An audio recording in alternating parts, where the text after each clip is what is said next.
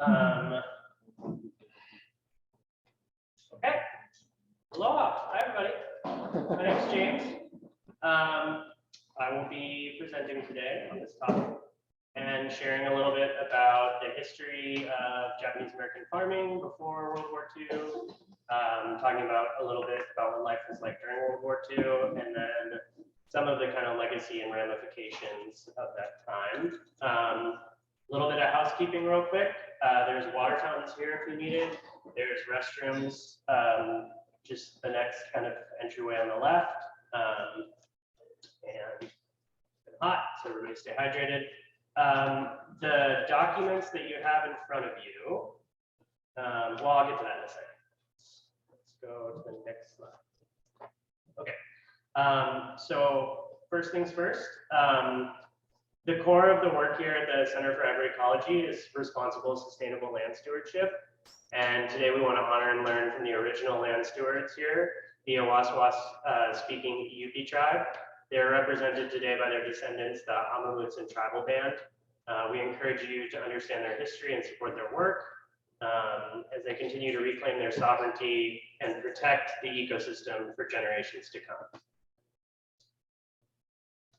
Our presentation today is brought to you by the Friends of the Farm and Garden. And there's information here for those of you who are joining us virtually. Also, welcome. Sorry, they're over there, not here. Yeah, welcome. And if you have questions or any comments, just throw them in the chat, and we'll circle back to them at the end. And if you are joining online, you can click on links and everything in here. Everybody online virtually has a copy of all these slides too to follow along with. Next slide, please. This is just about me. It's not that important. I'm on the board of the Friends of the Farm and Garden. I was apprenticed in 2013. That's me. And I'm what's called Yonsei, fourth generation. My great-grandparents immigrated in the 1920s. I've been working in agriculture for about 10 years or so. And if you want, you can click on links to learn more about all those cool things, like the Center for Agroecology and the work that I do now as a farm business advisor.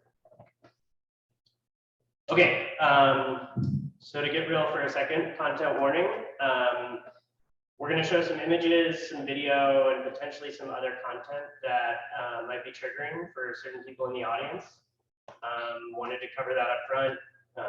We're going to be talking about forced incarceration and what life in those camps was like, and it's abominable and bleak, and just wanted to let people know ahead of time so it didn't come as a surprise. During this presentation, it would be great to keep these questions floating around in your mind. There's a lot of them, but I think, the one up top about how do the words we use to talk about the past frame the discussion is really one of the most important parts of the presentation today. How much do we teach the actual history of our country from the victim's perspective? What role and how is propaganda used to enforce false narratives and half-truths? What can I and my community do to support local responsible agriculture? How can I support other movements to create more equitable spaces across government and institutions? And how can I stand up against injustice and become a better ally to those in need? Which brings me to these two pieces of paper, these two docs that hopefully everybody got on their way in. One of them is the last edition of the Amachi camp newspaper. That's where my family was. It's a really interesting read. It's like half propaganda. You kind of need to read between the lines on a lot of it. There's a lot of nuance in here. But I wanted to give you all something from that time period, something that was like a document at the time. And you're welcome to take those home with you, and we can send people copies if they want them to send to people digitally. The next is this Power of Words handbook from the Japanese American Citizens League. And this was a big inspiration for having this conversation because it talks all about euphemisms and terminology, and a lot of different words are used to describe this time period and the experiences that people went through. When I was growing up, it was internment. That's still how my dad talks about it. That's how Bachan talked about it, and Jichan. But that is kind of a euphemism for what actually took place. And there's a lot of nuance and context. I hope that people feel comfortable discussing this in whichever way feels the most comfortable, but I'm gonna probably really try to avoid using the word internment and stick to forced incarceration. And there's a couple of other ones, but I will also, you'll hear me like switch between the two because it's just how I've learned it my entire life. Which I didn't really learn about it until I learned about it. So they don't talk about it a ton in history books. Okay, let's see. Okay, before we go any further and start getting into the meat, I wanted to ask people to raise their hand if they've heard about the forced incarceration of Japanese American citizens during World War II. If you've heard about it, okay.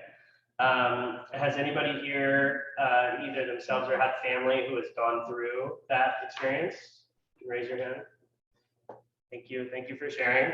I don't know, I'm not like an expert. I haven't studied this as part of my job. This has all been connected to wanting to do a deeper dive on my family's history. So I've done the best I can to source everything and make sure it's accurate. But if you have something compelling that contradicts something that I have up here, please raise your hand because I want to know about it, and I think everybody would benefit from the collective wisdom in the room.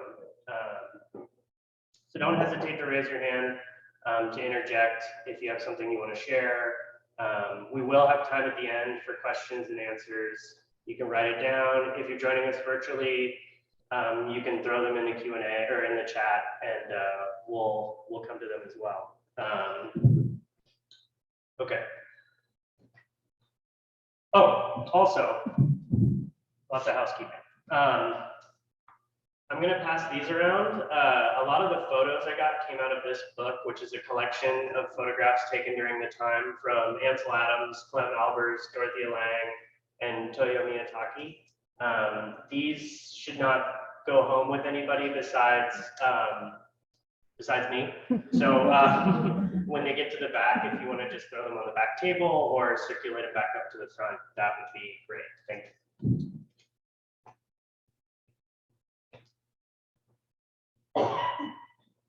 Okay, how's everybody doing? Is everybody okay? Feeling good? All right, I'm gonna need some emotional support up here at some point because it's hard for me to get through this without breaking down at least once. But let's get started. Next slide, please. Also, big shout out to Friends of the Farm and Garden, the Hay Barn, Heidi, Jessica, everybody helping, everybody who helped set up. Okay, here we go. So, Japanese immigration to the United States. The turn of the century saw the beginning of a 25-year surge in immigration, as indicated by that giant spike on that graph.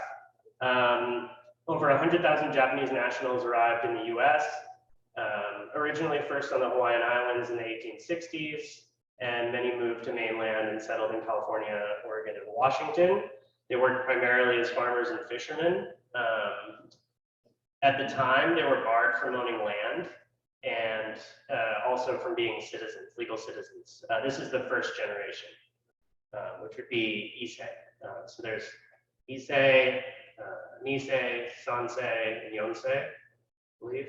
That's right, yeah. And in 1882, the Chinese Exclusion Act and the 1924 Asian Exclusion Act barred additional immigration and declared Asians ineligible for citizenship. Without citizenship, they could not own land. What was happening in California agriculture during this time? Prior to the 1910s, nearly 2/3 of Nikkei on the West Coast worked on farms, tilling lands everywhere from abandoned gold mines, Portland, Oregon, Los Angeles.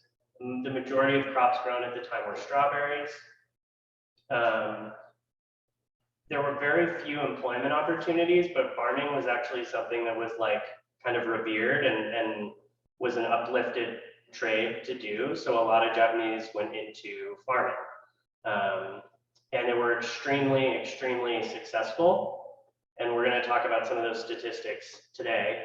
By 1920, Japanese immigrant farmers operated more than, or almost 500,000 acres of land in California, and averaged $125 an acre compared to their white counterparts whose yields were around $25 to $50 per acre.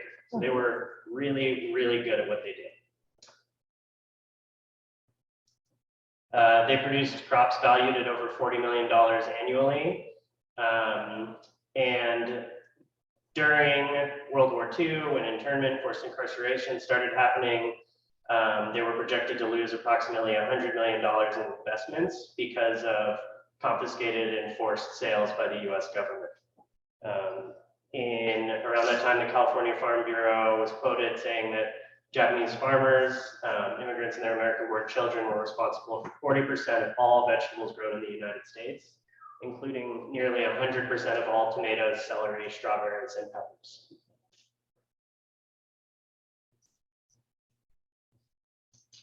Lawrence Hayes was the regional director of Farm Security Administration. He was the one who was in charge with confiscating and selling land, the land holdings. They had registered 6,000 farms, totaling approximately 200,000 acres.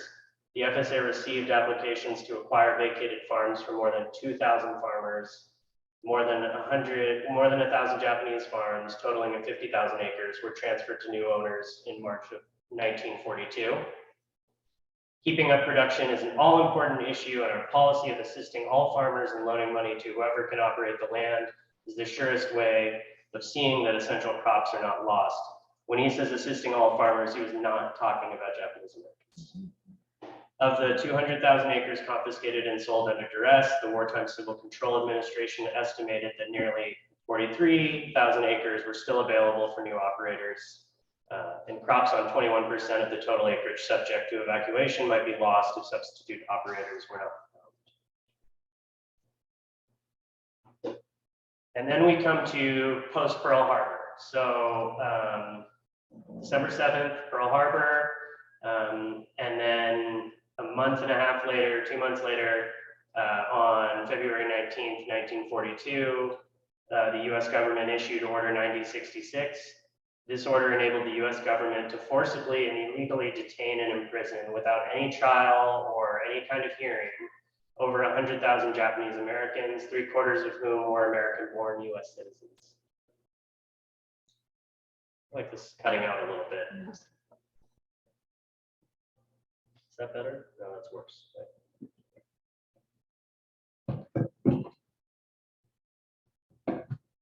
Okay, that's on. You want to just hold it? There. How's this? That's okay? I think we got it. Okay, just got to keep it underneath. All right. Families at the time were allotted one bag each to pack their things and leave. The majority of them lost their homes and livelihoods at the time.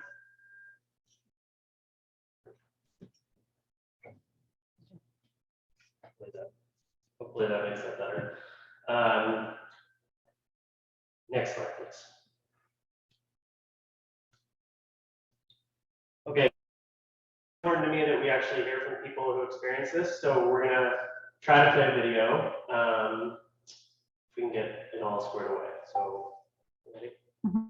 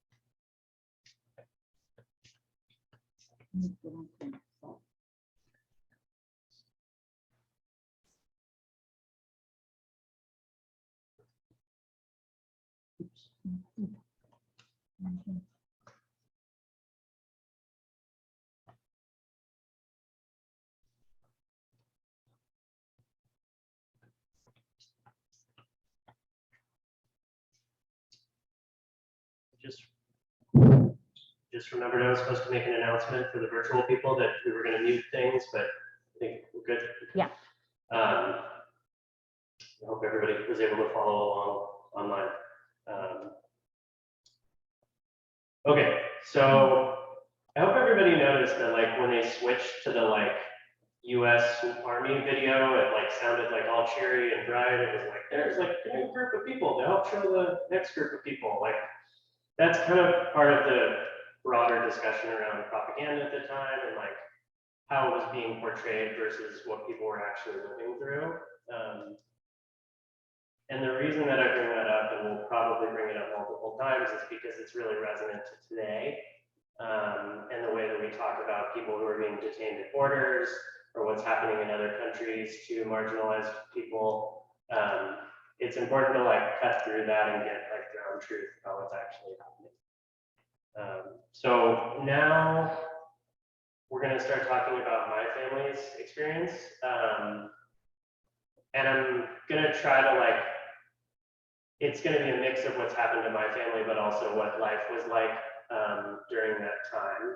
But very briefly, a little bit of history. My great-grandfather immigrated from Fukuoka in Japan to San Francisco. And then at the time, there were these like, the marriage that he had had was legal in Japan, but it was not legal. Let me take one step back. So my last name is Nakahara, and my great-grandmother, her name was Nakahara. And normally, you would assume the name of the male in the marriage. She had higher status. She was part of a greater social class in Japan. And by marrying below her stature, they were encouraged to leave Japan, which is part of the reason why they immigrated to the US. And that's also the reason why my last name is Nakahara. So my great-grandparents immigrated, and their marriage wasn't legal in the US, but it was recognized in Japan. So at the time, they did a lot of these mass marriages, like at ports, and you can find old footage of people like doing a wedding ceremony for like 400 people all at once, right when they get off the boat into the port of wherever they were. For my family, it was San Francisco. Shortly after there, they started having kids. They moved to Salinas. They were working as sharecroppers in Salinas Valley. They lived on streets that still exist. They were like on East Lake Street, Alisal.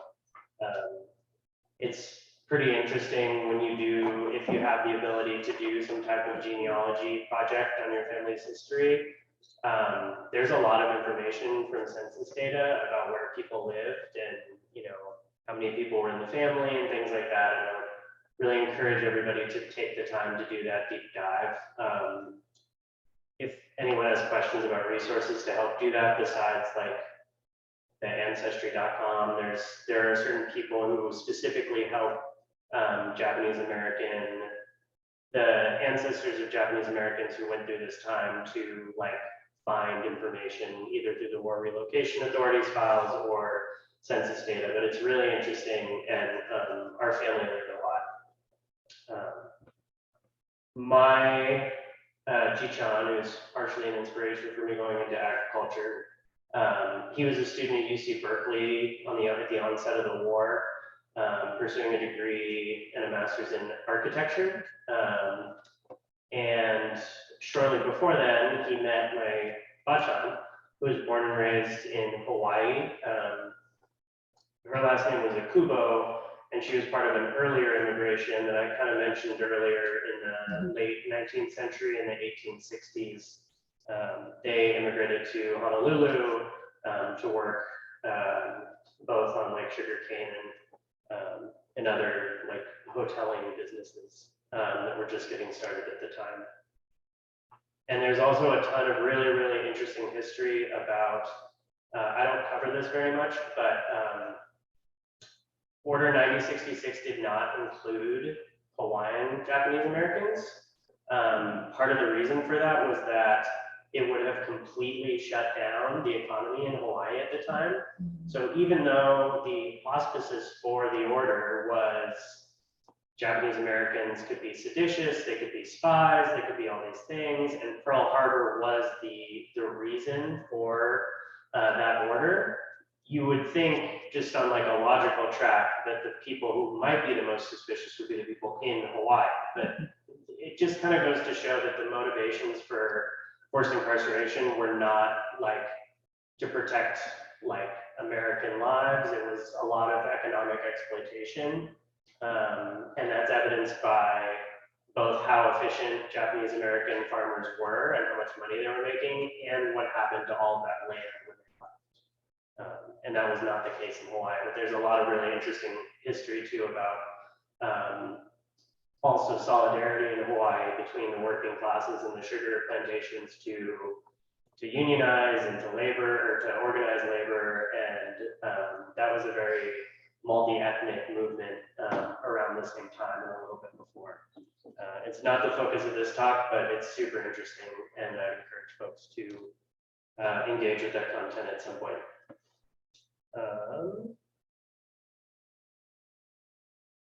Okay, so before we go to the next slide, the last thing I want to say is that when the order came out, Bachan and Jichan were under the impression that they hadn't been married yet, but if they were married, I think at the time the organizational like methodology for where people went had to do with where the youngest born citizens were, and if they weren't married, they would have potentially gotten sent to different places.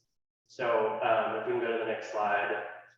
So this is a copy of their marriage certificate, which is one of many cool documents you can find about your family that exists. And you can see the date on there, which is very, very shortly after the order went out. It's the 28th of February. The order went out, I believe, on the 19th. So within a week. And yeah, I just thought that was like an interesting part of the history that I didn't know before.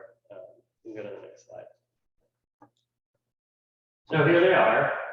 This photo was either taken at Tule Lake or Amachi, Colorado. In the middle, well, let's see, maybe I can just come over here and point. So that's my great-grandfather and my great-grandmother. That's my Bachan, that's Jichan, his brother, his sister, and the rest of the family. And the reason I got choked up is because Bachan's clearly the most beautiful woman in all the pictures. Next slide.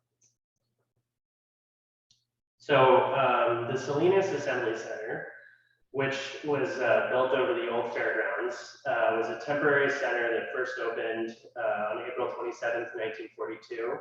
The last departure to permanent camps was on July 4th, 1942. And it housed a total of 3,600 evacuees from the Monterey Bay area. On July 1st, my family was transferred from Salinas Assembly Center to Tule Lake Relocation Center, which is up in Northern California. And Tule Lake is a place that has done a good job of maintaining some of the sites there, some of the barracks and things like that. It's a place you can go visit. If you're going up past Mount Shasta, it's off to your right as you're going into Oregon. And if you happen to be up in that neck of the woods, I'd recommend stopping and checking it out. It's a small, probably takes 2 hours out of your trip to drive over there. But I think it's really worth it, and it's super interesting. So the photos here show the Salinas Assembly Center. You know, cars were impounded and folks were not allowed to come back and get their cars. I mean, there was just a full outright land grab, equipment stealing. People had to leave so quickly and they didn't have enough time to get all their affairs in order. Some people did, and I will talk about after the war, there were some really good examples of people who were able to get their land back. or people who were supported by their neighbors. But for the majority of people, it was a huge, huge destabilizing event, just economically, not considering any of the normative implications about right and wrong and ethicality and things like that. I'm not sure that's a word. So Tule Lake, California, like I just mentioned, opened in May of 1942 and closed in 1946. It housed a peak population of 18,789. Most of the prisoners came from Sacramento, Southwestern Oregon, Western Washington. Later, segregated internees were brought in from all West Coast states. This was one of the most turbulent camps. There were frequent protests and strikes. This part here about the no-no answers to a two-part loyalty oath question, I'm going to talk about in a second. And it was kind of used to create a segregation camp where there was like the no-no, the people who answered no-no, and then other folks, the people who refused to take the loyalty oath. So the loyalty oath thing is, there was a very misleading series of questions that the prisoners were asked to answer, and it had to do with like, do you relinquish loyalty to the Emperor of Japan, and would you serve in the army? And the question, when you think about it, like if you've already immigrated and you've left Japan, you wouldn't still have necessarily loyalty to the emperor. So it was just a lot of people that I've read about during like their answer, they were like, I didn't understand what they were asking for, and we thought that it was a trick question where if we had answered, yes, we do relinquish it, then they would say that you had at some point, so maybe you were a spy. Or there was just like a lot of ambiguity around those questions, and yeah.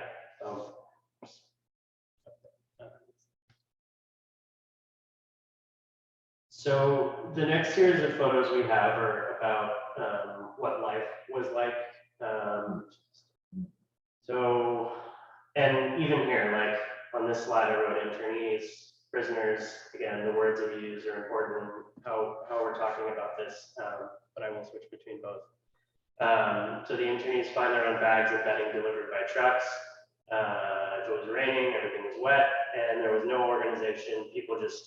They just threw it off trains and trucks, and everybody just had to find their stuff. A quick aside, when I was in junior high school, I was reading a history book about World War II, and it talked about the 40s, and there was one like half page that was dedicated to Japanese American incarceration, and I had never heard about it. My parents at the time hadn't brought it up because I was junior high. I was just getting to an age where I could start to comprehend what was going on.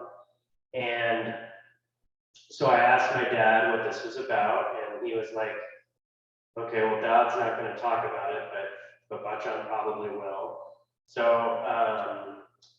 and I'm very, very grateful for this experience, and I really, really wish that I had recorded our conversation, because we only really talked about it one time. But Bachan came over with a shoebox full of photos and talked about what happened, and talked about having to pack and having to leave and having to live in really bad conditions, no insulation, no perforations in the bathrooms, everything was just wide open, everyone was always cold. You'll notice in all these photos, nobody looks like they've been well fed. Everyone's, borderline malnourished, skinny. And so she told me about it, and I kind of understood what she was saying, but not really. It wasn't until I was older when I started asking follow-up questions around like, was this legal? How is this legal? How is this even possible? The way she talked about it was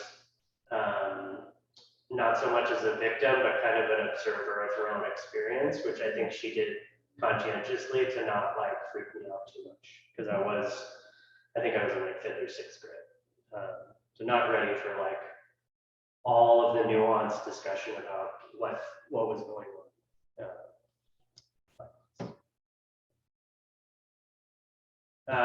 So the main source of fuel for everybody was coal, and in Tule Lake, the only source of heat were pot-bellied stoves in each barracks unit.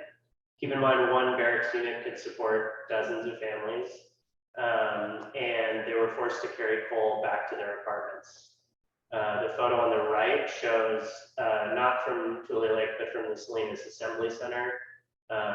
You can see it's uninsulated, there's no doors.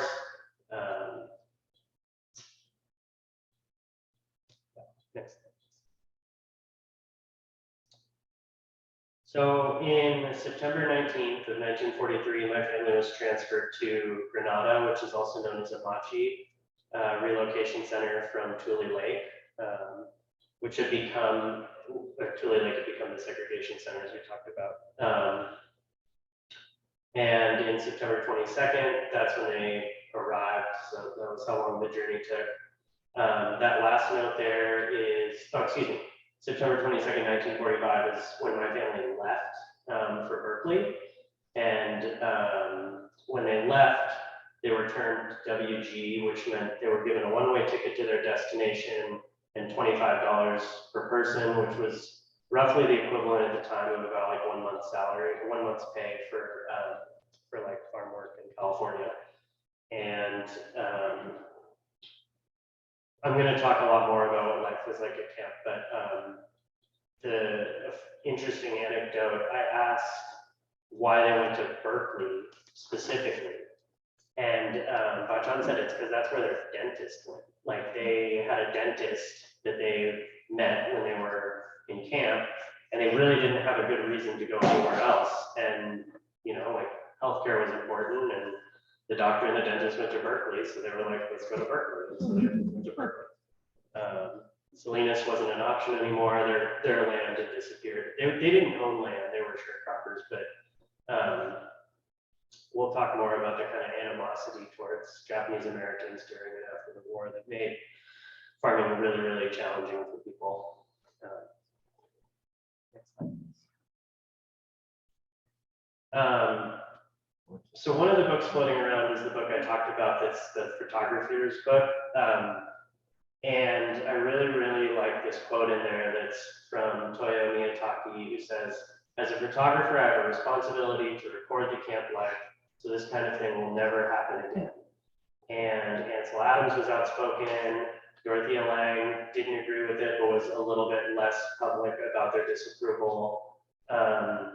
And so these photos are not specifically from my family, they're from other photographers, but the reason that it's important to me is that if people don't document what's going on, if people don't capture what's happening, then it gets lost. Like it truly just disappears, and as if it never happened once those people pass on, or if there isn't some type of oral tradition or way to capture the experience at the time.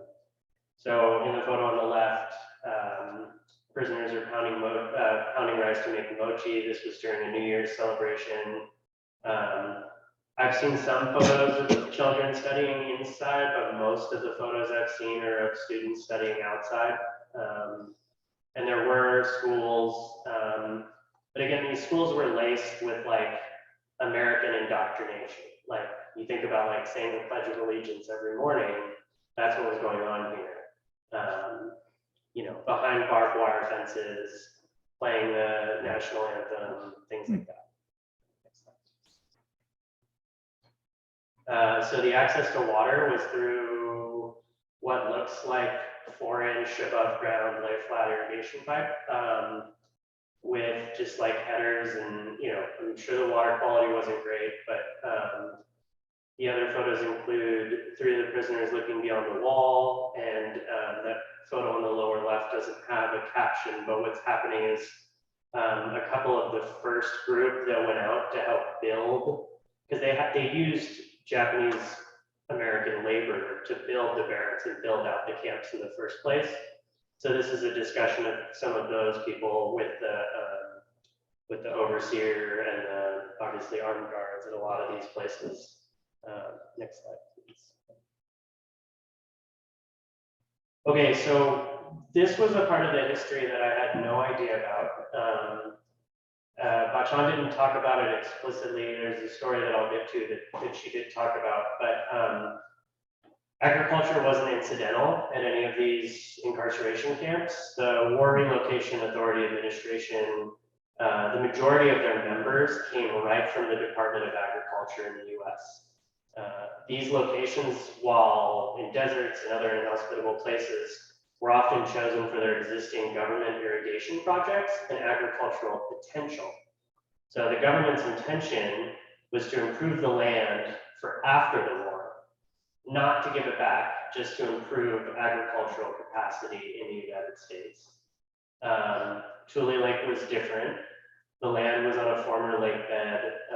Despite dusty, snowy, and windy climate and a short growing season, it produced enough food for its own mess halls and those at other camps.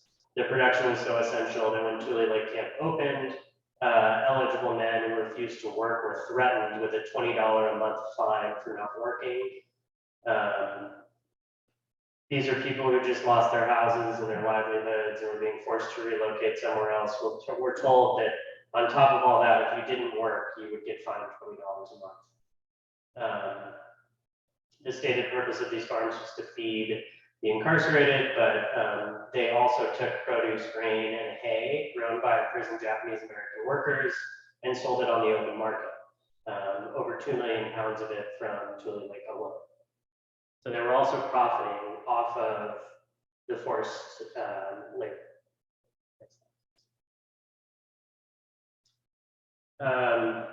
A lot of what I've been talking about is really sad and gloomy, and it was, I mean, that was the case. That was the cloud over everyone's head at the time.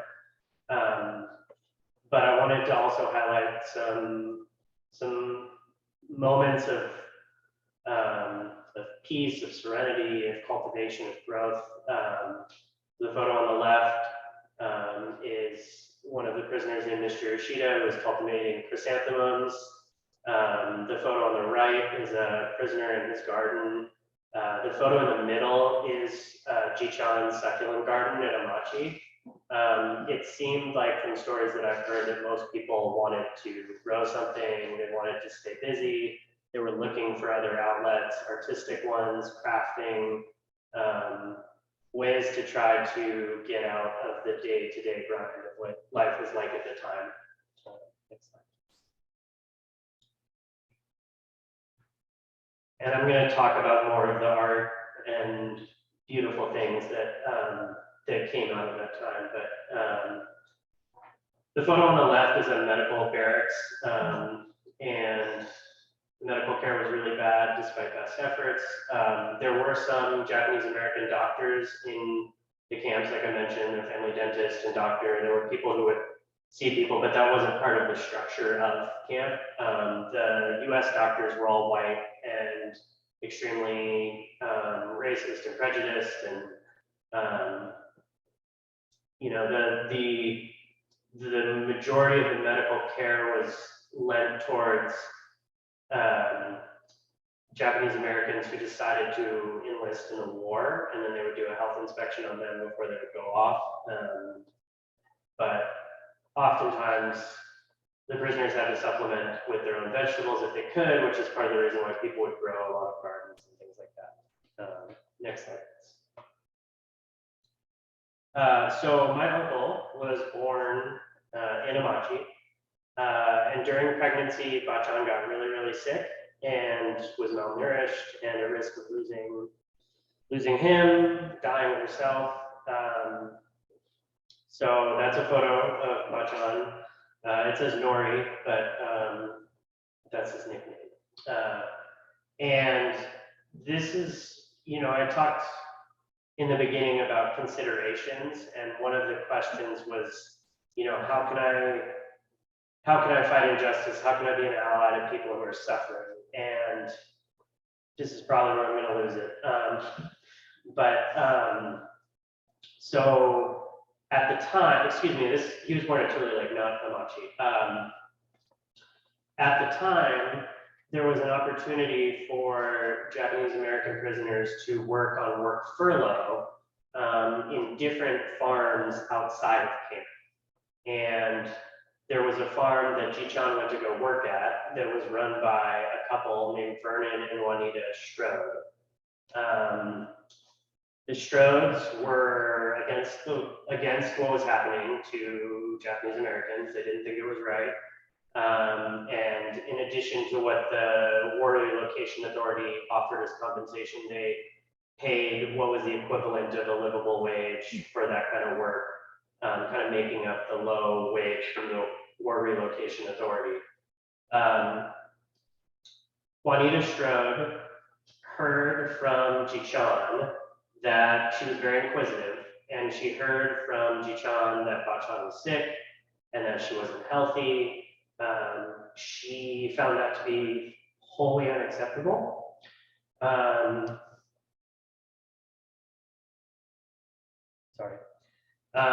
And so she and her husband, Vernon, she basically told her husband, like, you will find a way to get more food into camp for her, specifically like produce, fresh produce, things that could help her get healthy before giving birth. And so the photo that you can see on the lower end next to the photo is the birth announcement from one of the papers, not unlike the Amachi Pioneer that you all have copies of.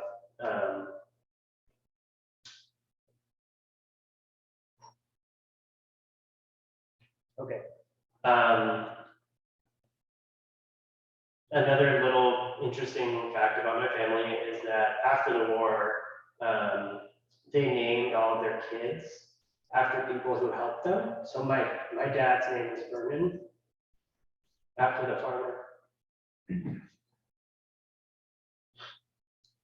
And not everybody was as fortunate as Ba-chan. 1 out of 4 children died shortly after birth. And I recently found out through this project that that my dad had a cousin who actually passed away 2 days after being born. And he never knew about it because he was born in 1947 after they got back. And there was no reason for his aunt and uncle to talk about it. So when he found out was last Christmas when I was sharing this project with our family. Next slide.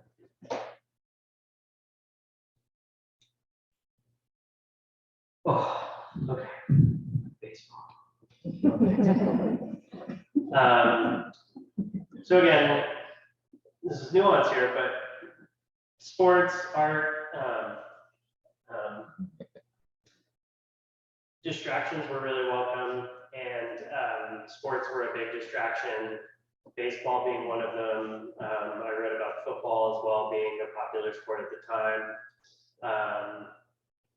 And so baseball, there's a lot of really, really great stories. I'd encourage everybody, I have a slide about this later, but I'd encourage everybody to go to their libraries, their local bookstores. There's just an amazing collection of stories and art from this time. And a lot of them have to do with sports and how people kind of use those to help get through. The photo in the lower right shows a toy loan center. With such a limited amount of time to pack, luxury items were not brought, so there were no toys. A group of Quakers across the U.S. donated toys and helped start toy loan centers, which is another good example of people who didn't think what was happening was right and fair and did what they could. I think, it seems, giving toys seems like not the heaviest lift, but I think for the people there, it made a really big difference to have something for their kids to play with, something to keep their kids distracted. I think about that a lot more now when I see toy drives locally around here. I think a little bit goes a long way for people who are hurting really badly. Next slide. Okay, so now we're going to start talking about some of the beautiful things that were created during this time. On the left are pins that were made by some prisoners On the right is a gorgeous wooden puzzle of paint and shellac from somebody who was in Idaho, the camp in Idaho. Next slide, please.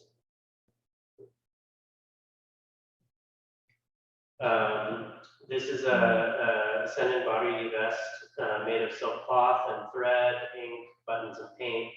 It was made by the mother of George Matsushita while she was interned at the Amachi camp in Colorado, where my family was. There are 1,000 French tied knots on the vest, each tied by a different person in camp. I'm pretty sure I recall this being displayed at the National Museum in Washington right now. Next slide, please. Okay, so this is a watercolor that Jichan did. He was studying to be an architect and was a very, very good freehand artist. And so the story that Bachan told, and I've heard different reports about things, but that it was really hard to get writing utensils in the camps because they were worried about spying or whatever, some BS, to be totally honest. So what he did is he would draw the watercolors on, there were parts of some barracks that still had a little bit of drywall insulation. So he would do the art on the drywall. Next slide, please. This is another watercolor that he did. Next, please.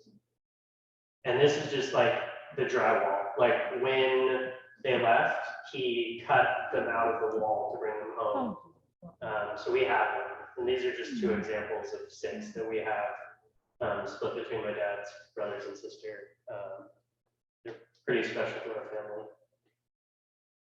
Next slide, please. So this, we're getting kind of towards the end of relocation and you know, return. I'm not going to read all this, but Grenada closed, you know, in August, or excuse me, October 15th, and at its peak, Amachi has 7,567 people. Again, this was cut and pasted, and as I'm rereading part of it now, I'm like, oh, this was written with some kind of propaganda, like residents. They weren't residents, they were prisoners. The words we use to talk about things are important. 412 births were reported and 107 deaths during the 3 years of its existence. It's also worth noting that almost nobody died from trying to run away. The majority, like getting shot or things like that, the majority of the deaths came from people being malnourished, not being healthy, or being having to do really, really hard manual labor. Next slide, please. Okay, so we have another video that we're going to show here.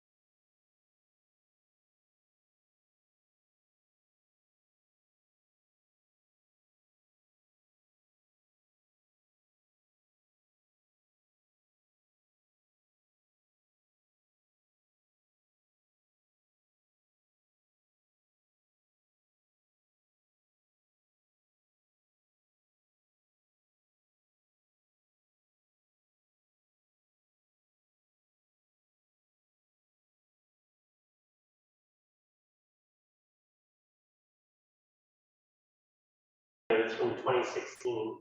So it was right after Trump was elected and started doing Muslim bans on immigration and flying in and whatnot.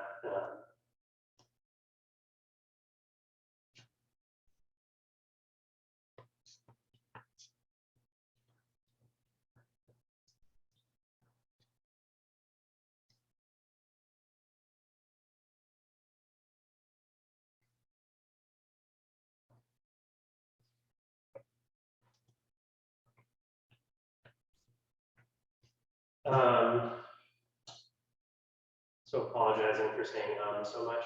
I've not taken a public speaking class. It's on my list. You're doing great. One of the reasons why I showed that video, it covered some previous ground, is that the part about the person whose brother was fighting during this time. So there were thousands of Japanese Americans who enlisted from the prison camps. Many of them, pretty much all of them, were assigned to all Japanese units, which fought extremely valiantly, countless honors and distinctions through the war, both in the Pacific and European theater, primarily in the European theater. But there are also a lot of stories about those units and what they were able to do for their country, while their family, who were U.S. citizens, were stuck in camps, malnourished, and unsure of what the future held. The photo on the left is a soldier visiting his parents for potentially the last time before departing, and the photo on the right is a grieving mother. Her son was PFC Frank Arakawa, who was killed during combat. And I just want people to try to like conceptualize how much strength and dignity it takes to uplift and hold up the ideals of your country, even when your country doesn't do that for you, which is what all of these soldiers were doing. Next slide, please. So I want to talk a little bit about the aftermath of forced incarceration. While a quarter of the Japanese American farmers did have property which they could return to, the rest faced difficult obstacles for returning. For one thing, discrimination in rural areas, as evidenced by the preponderance of overt agitation and terrorism. There was a ton of racism that took place. I didn't want to show any of the signs at the time, but they're pretty grotesque. And they're as bad as you can imagine about people coming back and being unwelcomed. Land to purchase or lease was hard to come by. The war wiped out any capital reserves necessary to acquire land. Beyond discrimination, many Japanese Americans returned to find the land they had leased was now slated for shopping centers and urban development. Or land prices had risen due to changes in land use. The alien land laws were still on the books, and the state of Oregon actually passed a harsher law in March of 1945. As a result, many pre-war farmers without farms were unable to return and were relegated to manual labor. As one Nisei returnee reported, "I'm doing the kind of work I haven't done for 15 to 20 years before evacuation. I used to hire other men to do it for me, but I'm not proud. I'll do anything that comes along." Even those farmers who had property to return to faced difficulties. There were movements to boycott Japanese products. A new wave, I can't even pronounce that word, legal proceedings to repossess land illegally owned.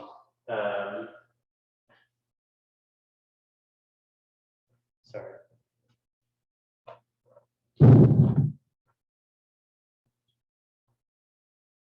I want to talk about how there were some examples of people who did give land back. And I don't have a ton of exact examples, but Sakuma Brothers in Kitazawa Seiko were able to continue operations after. And there are other examples. Driscoll's offered to hire back labor and pay reasonable wages post-war. Next slide, please. So this is a copy of the letter from Bill Clinton to, it's basically an apology letter from the U.S. government to Japanese American citizens. And I'll read it. Over 50 years ago, the United States government unjustly interned, evacuated, or relocated you and many other Japanese Americans. Today, on behalf of your fellow Americans, I offer a sincere apology to you for the actions that unfairly denied Japanese Americans and their families fundamental liberties during World War II. In passing the Civil Liberties Act of 1988, we acknowledge the wrongs of the past and offered redress to those who endured such grave injustice.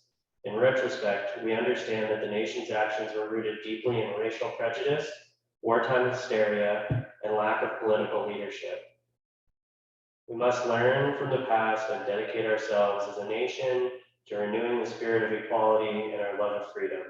Together, we can guarantee a future with liberty and justice for all. You and your family have my best wishes for the future. Chichan did not appreciate this letter. And I think, reading between the lines, this is wartime hysteria. It's like racial prejudice, sure. Wartime hysteria, maybe a little bit. Lack of political leadership. I mean, how about economic usurpation? That would have been a more accurate term. Anyway, so there was money that was given to the surviving family members of forced incarceration.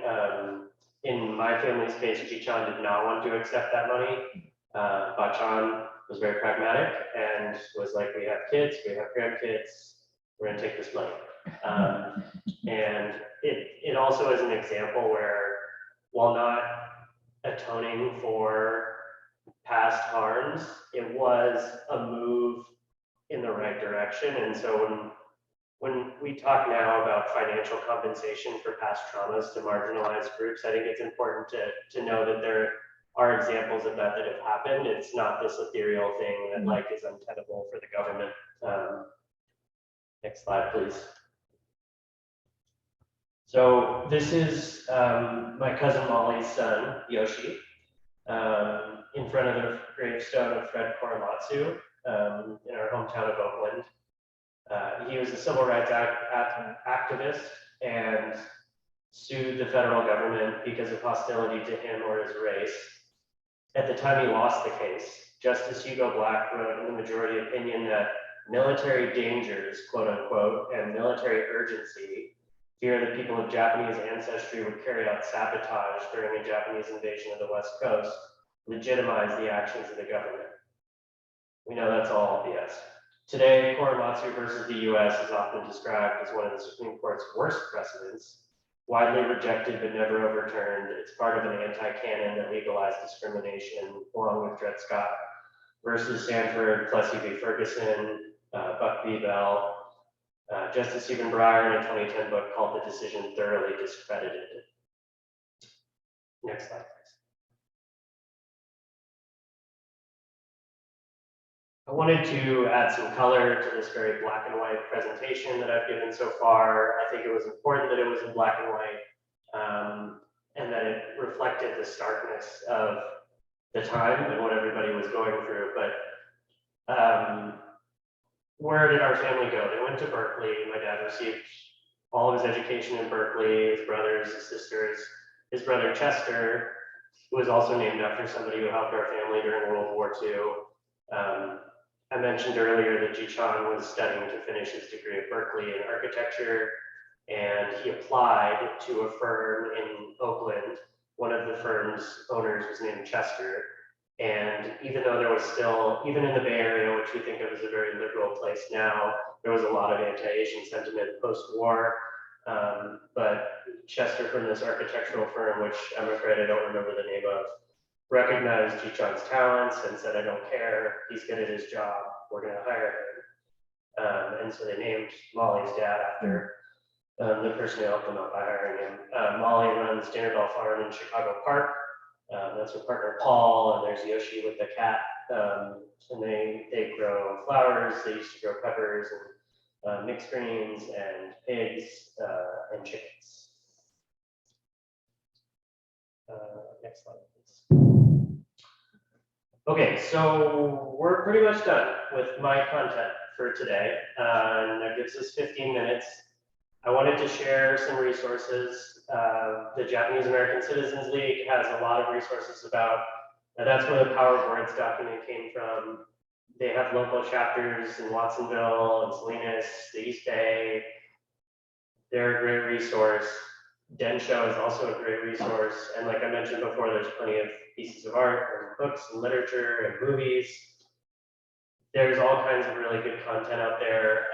One thing I would recommend that I don't have on here is a recent documentary that just came out called Manzanar Diverted, which is about a really interesting alignment of indigenous people and Japanese Americans and other folks to, it's nuanced and interesting, but Manzanar Diverted, go home, watch it, it's on PBS. I think it's free now. If not, whatever it costs, it's worth to check it out. Let's skip, we're gonna do questions and answers and discussion, but I wanna go to the last slide if we can. Which brings us back to some of our considerations during the presentation. I want to invite folks to ask questions if they have them. I think we'll start online if there are any. No questions? Not okay. Then for everybody here, do folks have any questions, clarifying questions, comments? I'm sure I probably got something wrong in that whole thing. Corrections. Or if anybody feels like they want to share how this all landed with them or what their takeaway is, I'd love to hear that. Yeah, we can also end early, but I'm just curious if anybody, yeah. There's a lot more to this story. Now, I don't just mean the American Japanese, that's hellish enough, but the Canadian Japanese were relocated. They were doing a lot of fishing in Vancouver. They were relocated to the middle of the country and to abandoned forestry camps. I don't know the numbers, if they equal the American. And then we were involved again as a government in deporting German citizens of Costa Rica, Peruvian Japanese, some of whom were born there, didn't speak any Japanese. And also in our town, Santa Cruz, all of the Italians had to move west of Water Street, east of Water Street. If they were fishermen, as many were, they couldn't have lamps, they couldn't have radios, they really couldn't fish. So, you know, more mischief. And why, with the Italians, the story was a little different, but the Peruvian, Japanese, and Costa Rican Germans were deported. It's called Enemy Aliens, so I think you can find it. There was an exhibit at the Japanese Center, the History Center in San Francisco many years ago, probably 25. And their reason was really venal, as in the action weren't bad enough. First of all, the Peruvian government cooperated to get the Japanese land because they were very successful farmers. But they were both deported because if you think those were nations we were fighting, Japan and Germany. They were going to trade them for prisoners of war, American prisoners of war. They were incarcerated in Crystal City, Texas. They were brought here on the USS Pueblo, disembarked in San Diego and taken to Crystal City, Texas, where they removed migrant workers who were living in the camp to incarcerate these two populations.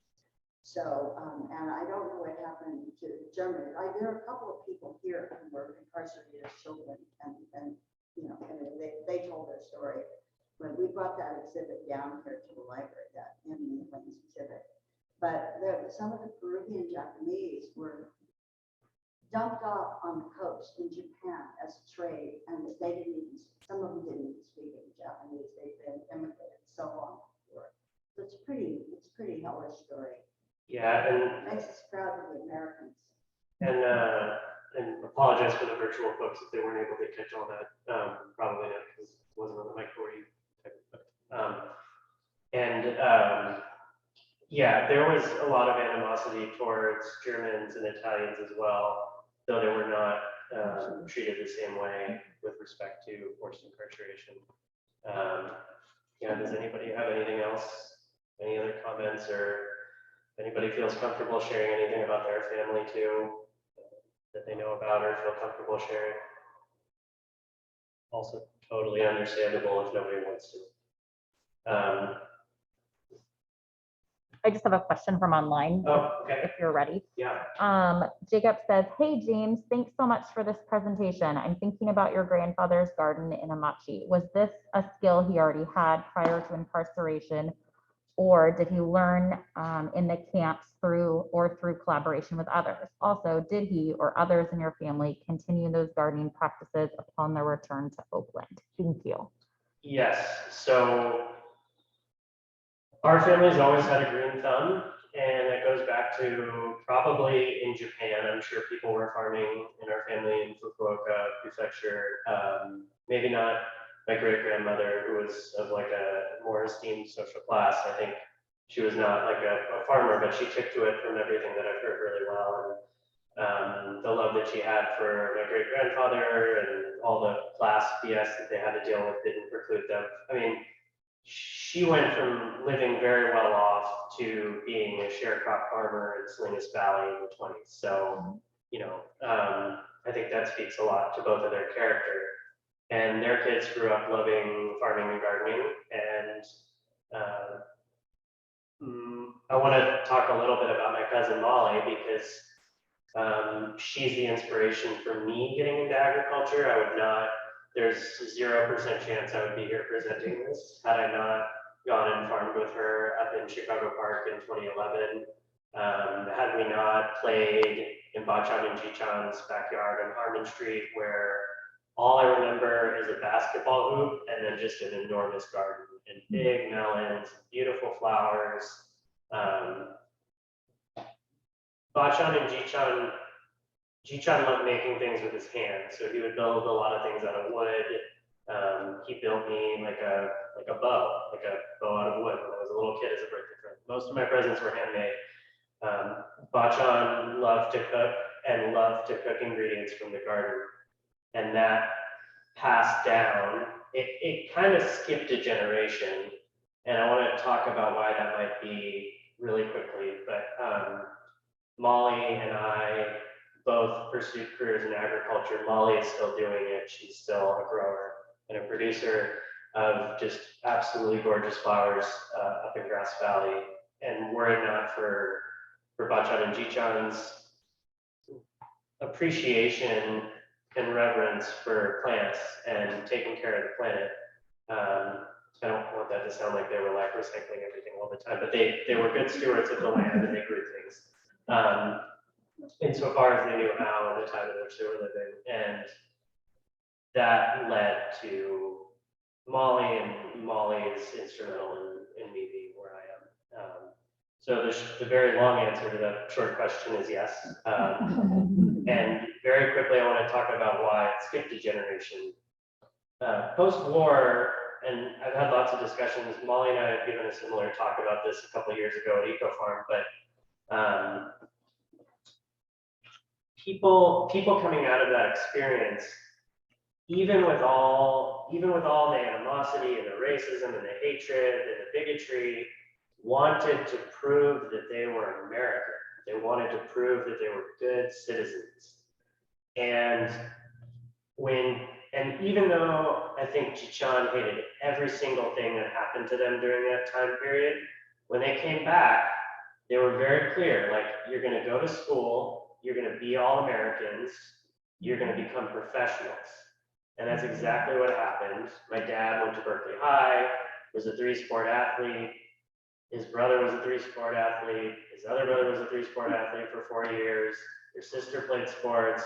They all became, my dad's a retired judge. His brother's a retired lawyer.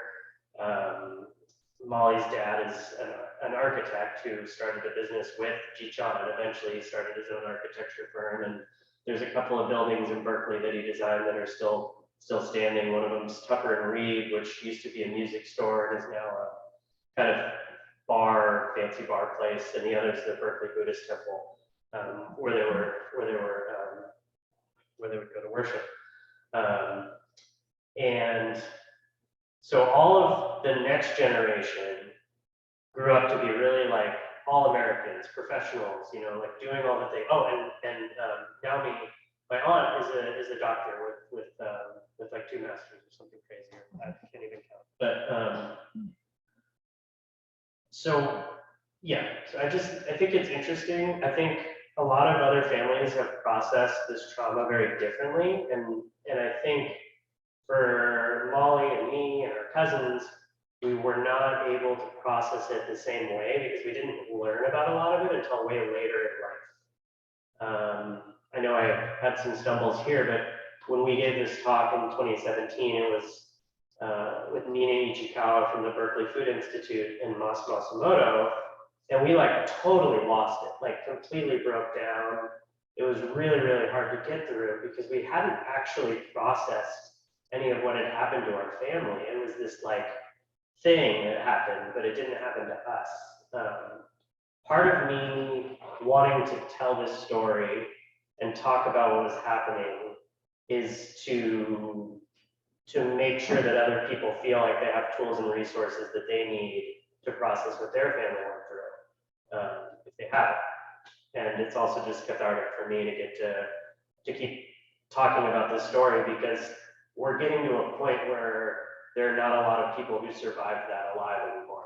And so their stories are more important, and the history is more important, and the connections are more important because in another generation, we're going to lose a lot of the experience, the people who went through those things. And that's true of all other types of stories of traumatic experiences happening to people all over the world. But that was a really long answer. Yes.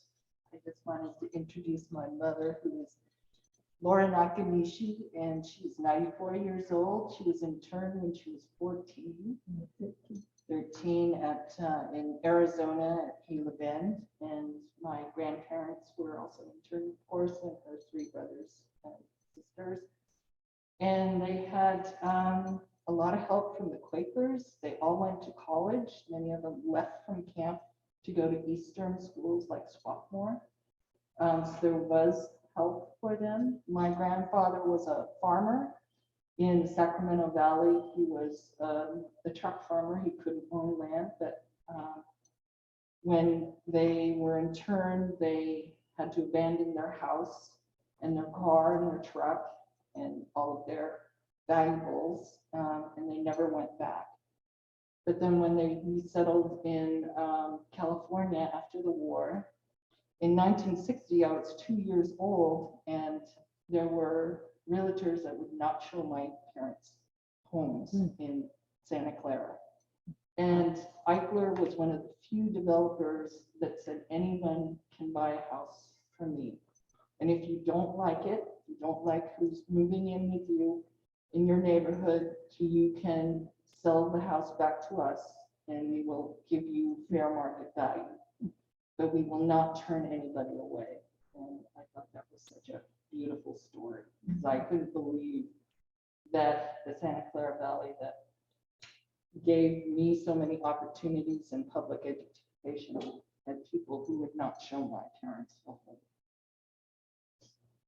Thank you for sharing that, and we're very honored to have you here.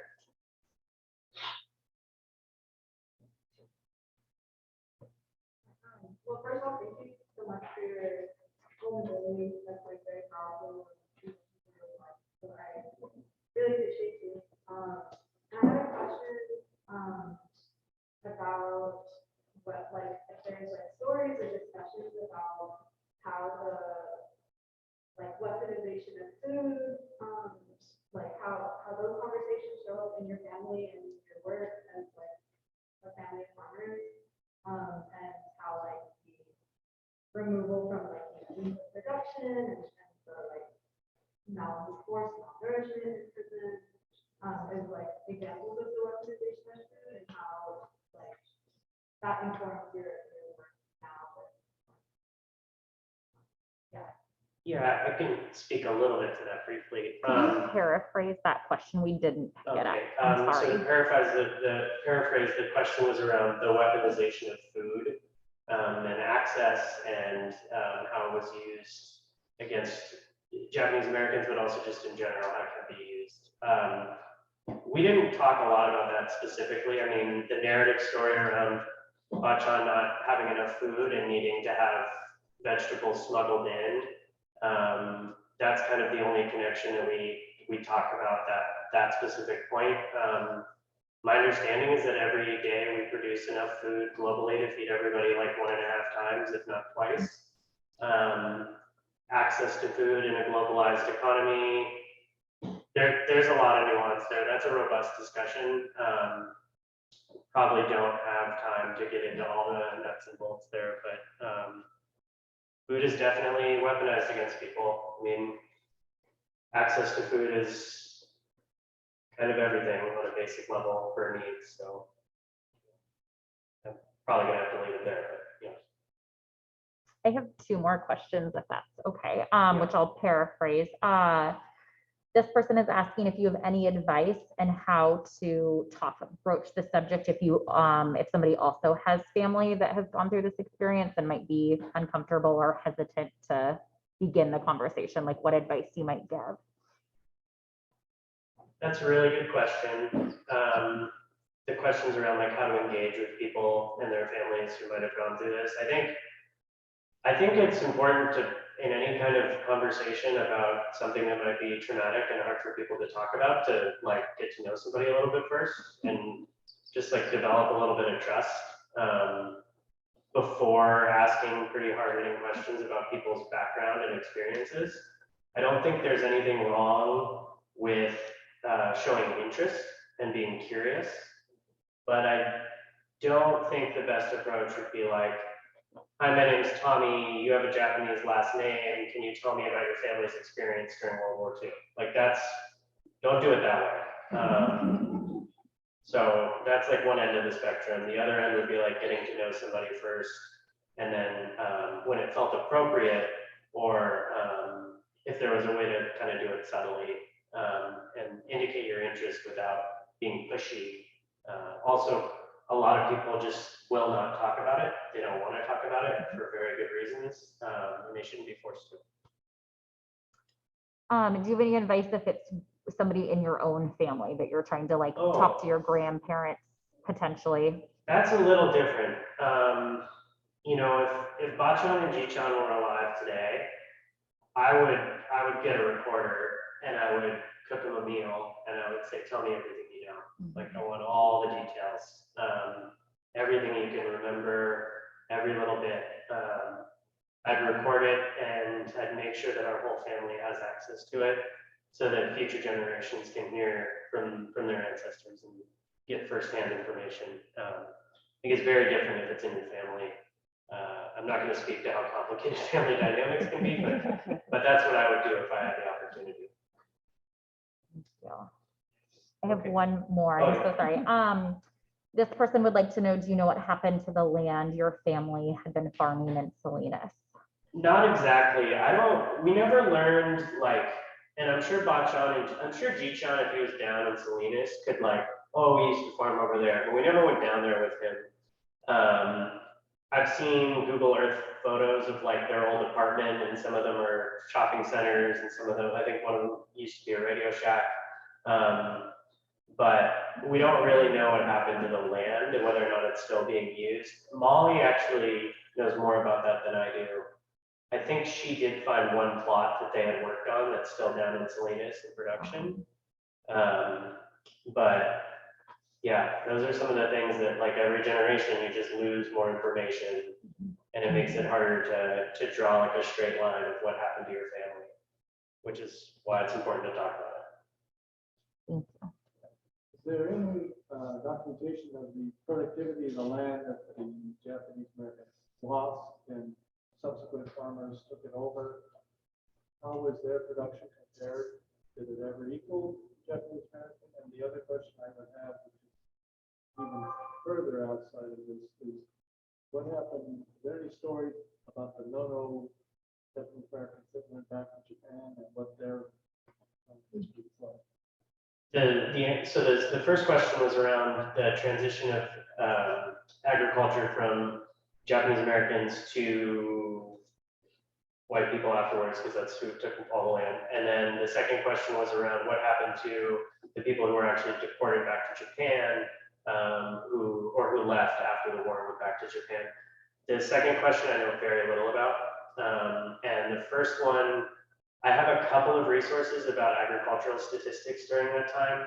Nina Ichikawa from Berkeley Food Institute also knows a lot about them, like the data from that time of like what was being produced, how much volumes of cabbage, how much gross income was being generated from that. I'm sure there are agricultural records that exist of what happened in the transition. I know from my research that a lot of the farms that took over land were less productive initially because it was the same people who were competitors before. And the statistic that I gave earlier about 125 per acre versus 25 to 50 per acre, I would imagine that still holds kind of true where the land was less productive per acre. I think there was a quote somewhere in there, or I think I might have left it out, but there's a quote from a prisoner saying that while they were working on a furloughed farm, that like, these people that are hiring us are like not good farmers. They're like, they're not good at what they do. So I think there was a lot of information on technical ability and production that got transferred either when people were either when they were work furloughed or before, and that might have improved capacity a little bit, but yeah, I don't know, super thorough answer. Sorry, I was trying to find that slide for you. Okay. How are we doing? How's everybody feeling? I hope people feel okay.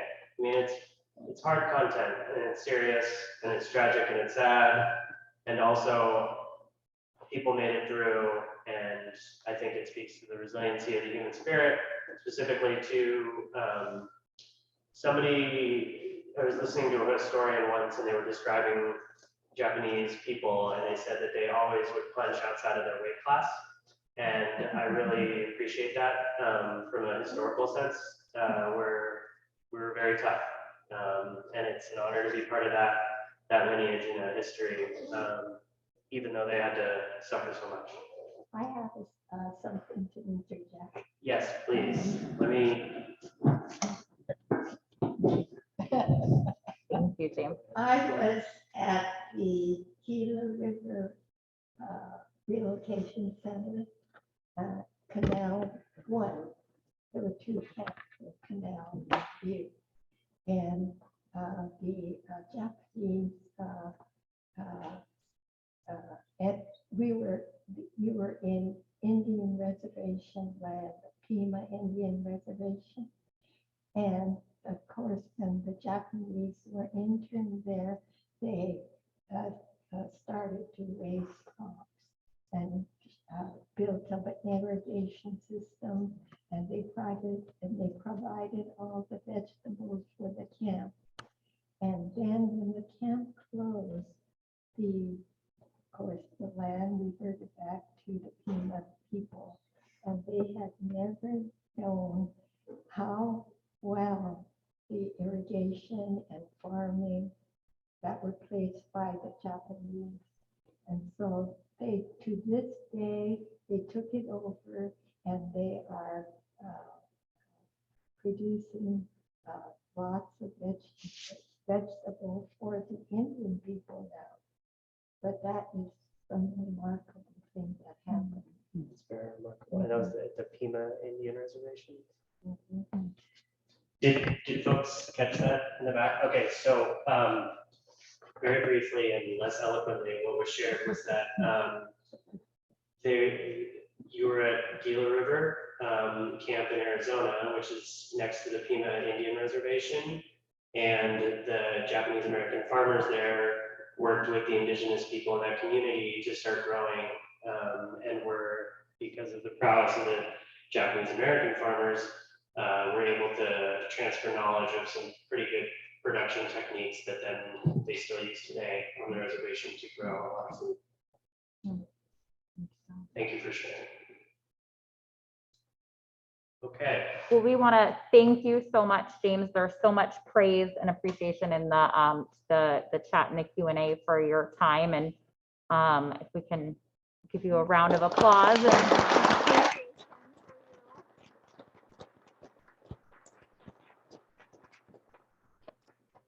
Thank you all for coming. It means a lot to me that people care enough to come out, and all the people joining us online. Thank you. It's important to talk about things that are hard to talk about. So let's keep having those conversations, and I hope everybody has a great evening, and yeah, we're all in this together.